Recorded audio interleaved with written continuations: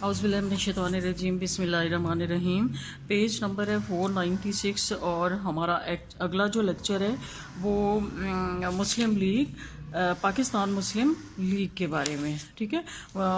پچھلے لیکچر میں ہم نے مسلم لیگ کی ابتدا، یعنی جو ابتدائی آل انڈیا مسلم لیگ تھی اس کے بارے میں پڑھا، پھر اس کے بعد جو تھا ان آل انڈیا مسلم لیگ کے دو حصوں میں تقسیم کیے جانا، ہم نے اس کے بارے میں پڑھا کہ کس کس طرح سے وہ آل انڈیا مسلم لیگ جو تھی وہ دو حصوں میں تقسیم ہے، یعنی انڈیا والی جو ہے وہ انڈیا مسلم لیگ، اور جو پاکستان والی تھی وہ پاکستان مسلم لیگ، یعنی پاکستان مسلم لیگ اور بھارتی مسلم لیگ دو الگ الگ جو تھیں وہ لیگز بن گئی، ٹھیک ہے۔ تو اس کا جو اگلا پوائنٹ تھا، یعنی اس میں اس کو الگ الگ بنانے کے لیے جو بحث کے بعد کونسل نے فیصلہ کیا تھا، اس فیصلے کے 5 پوائنٹ ہیں، 4 ہم نے پچھلے لیکچر میں پڑھے تھے، 5واں آج ہم دیکھتے ہیں۔ 5واں کیا ہے کہ ان دونوں جماعتوں کے اجلاس اپنی اپنی طرف سے نمائندے مقرر کریں گے جو باہمی مشورے سے آل انڈیا مسلم لیگ کی املاک کو دونوں جانشین جماعتوں کے درمیان تقسیم کرنے کا انتظام کریں گے۔ اگر ان کے درمیان کسی نقطے پر اختلاف پیدا ہوا تو اس کا ثالثی فیصلہ قائد اعظم سے کرایا جائے گا۔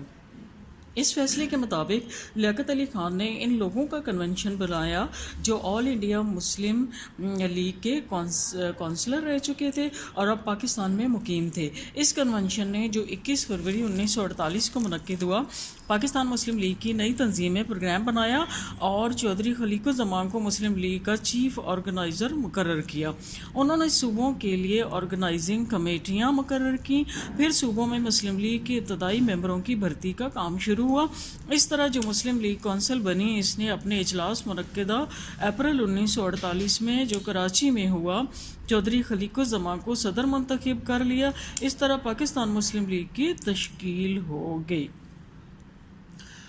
نئی مسلم لیگ کے آئین میں ایک دفعہ شامل کی گئی جس کی روح سے مسلم لیگ کے عہدیداروں پر یہ پابندی عائد کر دی گئی کہ وہ کوئی وزارتی عہدہ قبول نہیں کر سکتے۔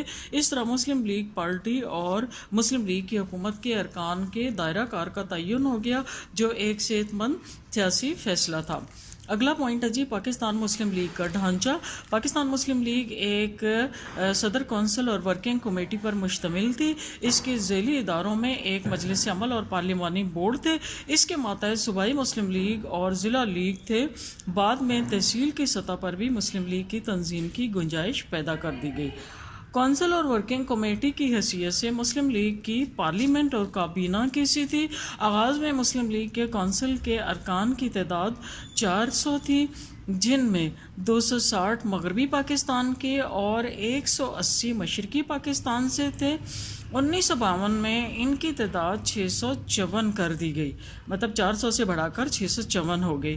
پاکستان کے دونوں بازوؤں کے ارکان کی تعداد مساوی تھی۔ 1956 میں وحدت مغربی پاکستان کے قیام کے بعد کونسل میں ہر صوبے کے ارکان کی تعداد 180 کر دی گئی۔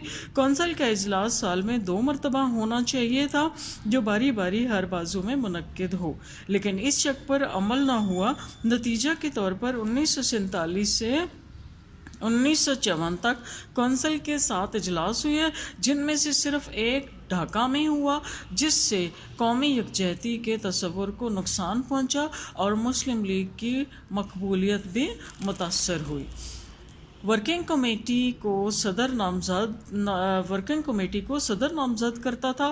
اس کے ارکان کی تعداد 22 سے زیادہ نہیں ہونی چاہیے تھی۔ مسلم لیگ کے عہدیدار یعنی صدر، نائب صدر، جنرل سیکرٹری، خزانچی اور جوائنٹ سیکرٹری بلحاظ عہدہ ورکنگ کمیٹی کے رکن ہوتے تھے۔ ان عہدیداروں کا انتخاب لیگ کونسل 3 سال کے لیے کرتی تھی۔ ورکنگ کمیٹی سب سے زیادہ فعال اور سرگرم ادارہ ہوتا تھا۔ اگلا پوائنٹ ہے جی چودھری خلیق الزمان کی صدارت۔ پاکستان مسلم لیگ کونسل نے 20 فروری 1949 چودھری خلیق الزمان کو متفقہ طور پر مسلم لیگ کا صدر منتخب کیا۔ ان میں قائد اعظم کا جانشین بننے کی صلاحیت نہ تھی۔ انہوں نے صوبوں میں اپنے حامیوں کی سرپرستی کی اور جماعت کی داخلی سازشوں کی طرف سے آنکھیں بند کر لیں۔ पंजाब में मियां मुमताज़ दौलताना और नवाब इफ्तिखार हुसैन खान ममदूट वज़ीर आला के दरमियान महाजराई हो रही थी। 25 नवंबर 1948 को दौलताना मुस्लिम लीग के सदर बन गए और उन्होंने नवाब ममदूट के खिलाफ साजिशों का आगाज़ कर दिया। चुनाचे जनवरी 1949 में पंजाब वजारत का खात्मा हो गया। सूबा सरहद में पीर मानकी शरीफ और वज़ीर आला अब्दुल कय्यूम खान एक दूसरे के अगेंस्ट थे, मतलब एक दूसरे के साथ दुश्मनी वाला ताल्लुक उनका था। इस कशमकश में अब्दुल कय्यूम खान कामयाब रहे और पीर मानकी शरीफ ने मुस्लिम लीग से अलहदगी अख्तियार कर ली। सिंध में 5 दिसंबर 1948 को मोहम्मद अयूब खोड़ू सूबाई मुस्लिम लीग के सदर बन गए और इसके बाद उन्होंने पीर एलाई बख्श की वजारत तोड़वाने पर कमर बांध ली। 2 फरवरी 1949 को पीर एलाई बख्श की वजारत का खात्मा हो गया। मशरकी बंगाल का भी यही हाल था। सूबों में मुस्लिम लीग की दाखिली साजिशों और वजारतों की अकाड़ पिछाड़ ने मुल्क की सियासत पर मनफी असरात मुरतब किए। पाकिस्तान मुस्लिम लीग का पहला इजलास अप्रैल 1949 में कराची में हुआ, जहां नायब सदर का ओहदा मशरकी बंगाल के अब्दुल्ला अल-बाकी को और सेक्रेटरी का ओहदा सूबा सरहद के यूसुफ खटक को मिला और एक जॉइंट सेक्रेटरी सिंध से दूसरा मशरकी बंगाल से लिया गया। तब जॉइंट सेक्रेटरी एक सिंध से और दूसरा मशरकी बंगाल से ले लिया गया। पंजाब को कोई ओहदा न मिला। चौधरी खलीकुज़्ज़मान इन साजिशों को ख़त्म न कर सके। अगर इनको कौम का एतमाद हासिल होता तो इससे मुस्लिम लीग को बड़ी तक़वियत मिलती, मगर चौधरी साहब को कराची के मुहाजिरों का एतमाद भी हासिल न था। चुनाचे अपने घर के सामने मुहाजिरों के मुजाहरे के बाद उन्होंने मुस्लिम लीग की सदारत से इस्तीफ़ा दे दिया। अगला पॉइंट है सदारत और वजारत। 12 अगस्त 1950 को मुस्लिम लीग के सदर का ओहदा खाली हो गया, जिस पर लियाकत अली खान ने खुद मुस्लिम लीग के सदर का ओहदा संभालने का फैसला कर लिया। 8 अक्टूबर को मुस्लिम लीग के आइन में फिर तरमीम की गई और मुस्लिम लीग के ओहदेदारों पर वजारतें कबूल न करने की पाबंदी ख़त्म हो गई। जो पहले पाबंदी लगी थी इब्तदा में, वो अब ख़त्म हो गई। अब वो वजारतों पर भी जा सकते थे और मुस्लिम लीग के ओहदेदार भी थे। और लियाकत अली खान को मुस्लिम लीग का दूसरा सदर मुंतखब कर लिया गया। मरकज में सदारत और वजारत की यकजाई को सूबों ने अपने लिए काबिल तकलीद बना लिया और सूबाई वज़राए आला अपने सूबे की मुस्लिम लीग के सदर भी बन गए। लियाकत अली खान सदारत वजारत दोनों बैक वक्त ठीक तौर पर न चला सके। तो उस वक्त वो सदर भी थे और वजीर भी थे, सदर मुस्लिम लीग के। तो जमात के कामों के लिए उनके पास टाइम भी नहीं होता था। हुकूमत से इत्तेहाद के बाद मुस्लिम लीग का अलहदा वजूद ख़त्म हो गया। वो एक सरकारी महकमा बन गई। अवाम से इसका राब्ता टूट गया क्योंकि वो सरकारी ओहदेदार के पास चली गई ना, वज़ीर आज़म उसको चला रहे थे, तो अब उसका ताल्लुक जो था वो यानी एक ऑफिशियल इदारे का हो गया, अवाम का उससे कोई ताल्लुक नहीं था। लियाकत अली खान की शहादत के बाद ख्वाजा नाज़िमुद्दीन मुस्लिम लीग के सदर बने। वो भी जमात का वकार बहाल करने में नाकाम रहे। मुस्लिम लीग इस कदर कमज़ोर हो गई कि ख्वाजा नाज़िमुद्दीन की बरतरफी के बाद मुस्लिम लीग ने फ़ौरन मोहम्मद अली बोगरा को अपना लीडर मान लिया। अलबत्ता चौधरी मोहम्मद अली ने मुस्लिम लीग का सदर बनना पसंद न किया, लेकिन उन्होंने मुस्लिम लीग को बेकाबू करने में कोई कसर ना छोड़ी। अगला पॉइंट है जी निश्तर की सदारत। 1955 में मुस्लिम लीग के आइन में एक मरतबा फिर तरमीम करके वजीरों को जमात का अहदेदार बनने की मुखालफत कर दी गई और सरदार अब्दुल रब निश्तर को मुस्लिम लीग का सदर बनाया गया। वो कायद आज़म के बाइतमाद साथी थे, नेक सीरत, दयानतदार थे। उन्होंने मुस्लिम लीग का वकार बुलंद किया, इसको नई जिंदगी दी और कारकुनों को याद दिलाया कि अवाम और सियासी पार्टियां ही सियासी कुव्वत का असल सरचश्मा हैं। मगरबी पाकिस्तान में उन्होंने रिपब्लिकन पार्टी का मुकाबला किया जो शुरू अप्रैल 1956 में कायम हुई थी। इसकी पुष्ट पर पंजाब के गवर्नर मुश्ताक अहमद गोरमानी और सदर सिकंदर मिर्ज़ा की आशीर्वाद शामिल थी। नेक्स्ट पॉइंट है जी अब्दुल कय्यूम खान सदर मुस्लिम लीग। यानी इससे पहले कौन बने? सरदार अब्दुल रब निश्तर, और अब कौन आ रहे हैं? अब्दुल कय्यूम खान। सरदार अब्दुल रब निश्तर 14 फरवरी 1958 को वफात पा गए और इनकी जगह सूबा सरहद के साबिक वज़ीर आला अब्दुल कय्यूम खान को 29 मार्च को मुस्लिम लीग का सदर चुना गया। इस तारीख से मुस्लिम लीग की सरगर्मियों में जान पड़ गई। पाकिस्तान के अवाम सिकंदर मिर्ज़ा के सख्त खिलाफ थे। अब्दुल कय्यूम खान ने अपना सारा जो था वो जोर, वो खिताबत سکندر مرزا کے خلاف استعمال کیا، یعنی پہلے ان کے خلاف ہیٹرڈ تھا عوام میں، اور اب ان کی تقریروں میں بھی ان کی مخالفت تھی، جس سے مسلم لیگ کی مقبولیت بڑھنے لگی۔ مطلب لوگوں نے یہ سمجھانا کہ یہ زیادہ سنسیئر ہیں۔ انہوں نے اجتماعی مظاہروں کا سلسلہ شروع کیا اور ایسے عوامی جلوس نکلے جو 2-2 میل لمبے تھے۔ مسلم لیگ کی یہی مقبولیت ایوبی مارشل لا کا سبب بنی۔ کنونشن مسلم لیگ ایوب خان نے مارشل لا کے نفاذ کے ساتھ ہی تمام سیاسی پارٹیوں کو خلاف قانون قرار دے دیا۔ 1962 کے آئین کے نفاذ کے بعد غیر جماعتی ارکان اسمبلی کو کنٹرول کرنے کے لیے سیاسی پارٹیوں کی ضرورت محسوس ہوئی۔ 15 جولائی 1962 کو قومی اسمبلی نے ایک قانون کے ذریعے سیاسی جماعتیں کام کرنے کی اجازت دے دی۔ چنانچہ کراچی میں ایک اجلاس ہوا جس میں وزیر اور حکومت کے حامی سیاستدان دونوں نے شرکت کی۔ انہوں نے مل کر کنونشن مسلم لیگ کی بیل ڈالی۔ یہ سب کچھ ایوب خان کی خواہش پر کیا گیا۔ اس مسلم لیگ کا صدر ایوب خان کو بنایا گیا۔